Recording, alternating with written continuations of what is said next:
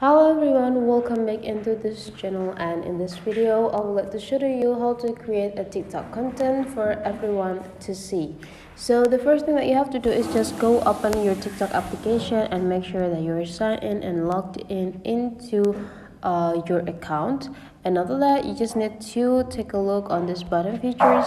To create a content, you just need to go click the middle one, which is the plus symbols here, and then you just need to go click it. And now you have an access into the TikTok camera. You can just start creating the content, either the photo or video with this type of durations. And let's just start to record it.